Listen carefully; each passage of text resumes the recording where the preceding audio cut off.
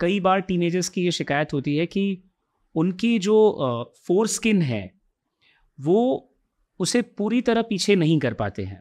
ये कई बार मैंने जो इस टॉपिक पर रिसर्च करते वक्त पढ़ा कि ये भी एक क्वेश्चन होता है।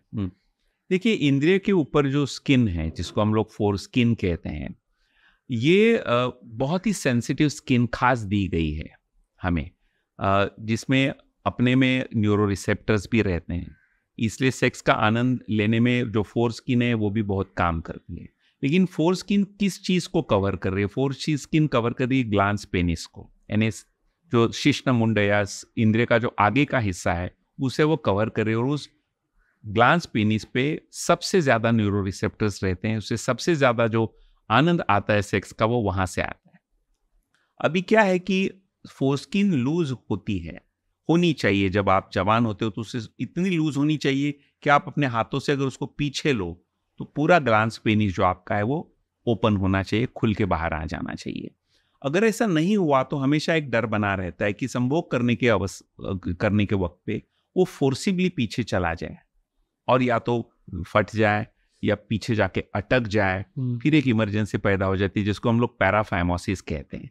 तो जब कभी ये फोरस्किन पीछे नहीं जा पाती और आगे की तरफ बहुत टाइट हो जाती है तो उसको फाइमोसिस कहते हैं। और फाइमोसिस आमतौर पे पेशाब करने के बीच में तो आएगा नहीं, लेकिन जब आप शारीरिक संबंध करोगे और जब इंद्रिय प्रवेश होता है योनि मार्ग में, तब उस फोरस्किन का जो पीछे जाना जरूरी होता है, अगर वो नहीं हो पाया तो हो सकता है संभोग करने के वक्त पे अचानक वो फटने की वजह से दर्द हो और दर्द की वजह से फिर आपकी इरेक्शन चली जाए, इसकी वजह से आप संभोग ही ना कर पाओ। और जो फोरस्किन जो है उसके नीचे भी एक चीज हमेशा जमा होती रहती है, जिसको हम लोग स्मेग्मा कहते हैं। ये स्मेग्मा एक तरह का सिक्रीशन है जिसकी वजह से फोरस्किन और ग्लास पेनिस के बीच की जो मूवमेंट है वो स्मूथ रहती है। उस स्मेग्मा को रेगुलर तौर पे साफ करना बहुत जरूरी है। अगर उसको आप साफ नहीं करोगे तो वहाँ वो जमा हो जाएगा, सफेद पीले रंग का स्मेग्मा पैदा हो जाएगा और उसमें फिर इन्फेक्शन भी हो सकती है। इसलिए स्मेग्मा को अगर आपको रेगुलरली क्लीन करना है तो फोरस्किन का पीछे होना बहुत जरूरी है। इसलिए आमतौर पे जब बच्चे बड़े होते वक्त जब हम उनको हाइजीन सिखाते हैं तब कहते हैं कि आप जब नहाते हो आप तो फोरस्किन को जरूर पीछे ले लेना और अंदर का हिस्सा साफ कर लेना। इससे ये भी आपको पता चलेगा कि एक तो फोरस्किन पीछे हो रही है, आसानी से हो रही है, और उसके नीचे जो स्मेग्मा जमा होता है उसे आप साफ भी कर पा रहे हो, जिससे आपको इन्फेक्शन नहीं होगी। कई बार मैंने ये देखा है कि शादीशुदा लोगों में कि अगर उन्होंने इस तरह की स्वच्छता नहीं रखी हो तो उस स्मेग्मा से शायद उन्हें कोई तकलीफ हो ना हो, लेकिन जब वो संभोग करते हैं तो संभोग करते वक्त इंद्रिय प्रवेश होने के बाद वो जो स्मेग्मा है वो औरत के योनि मार्ग के अंदर लग जाता है, उससे उनको बहुत बुरी तरह से इन्फेक्शन हो पाती है।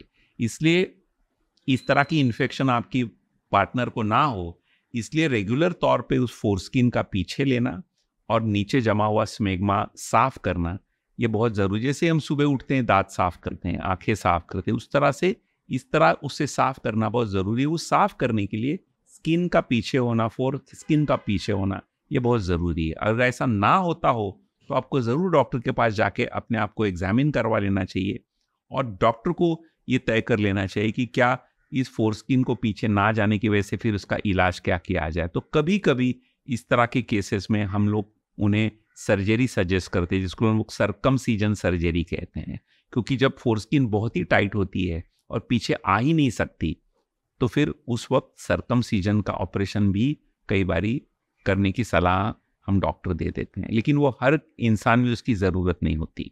लेकिन एक सलाह लेनी ज़रूरी है। बिल्कुल ज़रूर, इसे नॉर्मल हल्के में ना लिया जाए इसे। बिल्कुल। अगर आपकी शादी होने वाली हो और आपकी शारीरिक संबंध आने वाले हो और आप ये देख रहे हो कि आपकी फोरस्किन पीछे नहीं जाती है तो आपको ज़रूर डॉक्टर के पास जाके अपने आप को एग्जामिन करवाना चाहिए